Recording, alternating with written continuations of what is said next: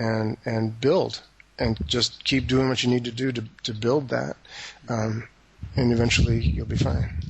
Okay, so especially when you're starting, where you may not be able to release a product or anything like that to get that multiple streams, it's very much a case of, it might be the case that you're going to have two jobs, one your day job and this on the side for the time being. Yeah, I absolutely believe in balance in life. I absolutely believe in that. And there are times when in building a balanced life, you have to be out of balance for a while. So you got to be doing those two jobs or whatever in order to get to the place where you can have a more balanced life.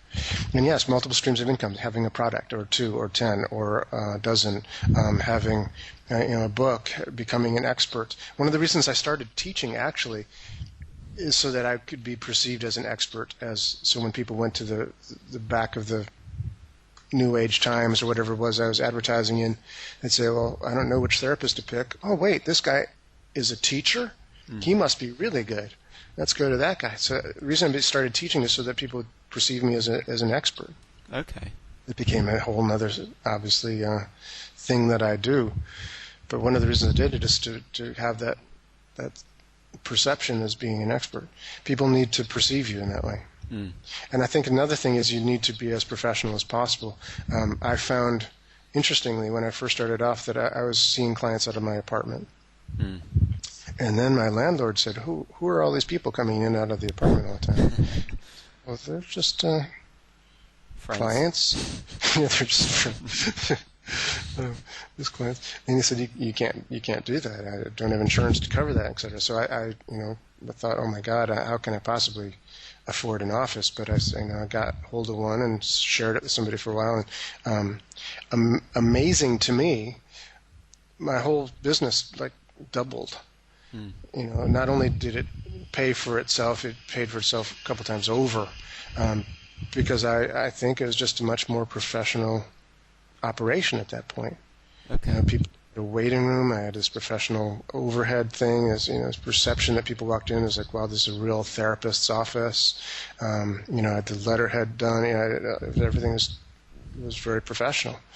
And I think probably in a way that affected my way of thinking too. I took myself more seriously. And I also probably had to take myself more seriously because I had more expenses now, so I had to buckle down a bit and get more serious with it. So there's a variety of good reasons for that. Brilliant. Okay, that's quite refreshing to hear. And so we're we're nearing the end of the interview now. And one final question I'd like to ask is just what do you typically do normally to stay at the top of your game?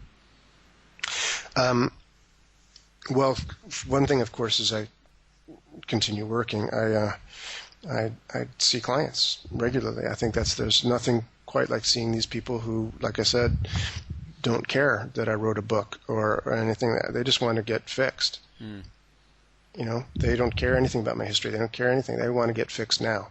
So fix me. And if it's not working, they're still in pain, they'll tell me. So I've got to figure out these new things. And it is always, that's the most important thing. And I'm always looking for new things. Nick Kemp's voice tempo exercise, I think, is brilliant stuff. The things I've learned from him and Frank Farrelly about the provocative change works is brilliant stuff. Things I've learned from Andy Austin, like the metaphors of movement and the integrated eye movement technique stuff is brilliant stuff. I'm just always open to new ways of looking at things and new ways of responding to situations and people. And if I can make it quicker and easier to get that client out of the pain state and into something more comfortable and productive, then I'll do the faster, more effective thing, of course. And then, of course, like I said, I feel like an endless student. Maybe I'm just suffering from a curse of some kind, an O'Brien curse that I'll never be satisfied. But I'm always trying to be better. Always, I do sit down and write scripts out. I'm planning on, of course, recording some of them and making new products. Yeah. But I don't want it to just be a same old product. I want it to be, the best I can put out there. Cool. So I'm writing the scripts, I'm honing the language, I'm practicing the language patterns. It's an endless process. I keep hearkening back to Arthur Rubinstein. And what did he say?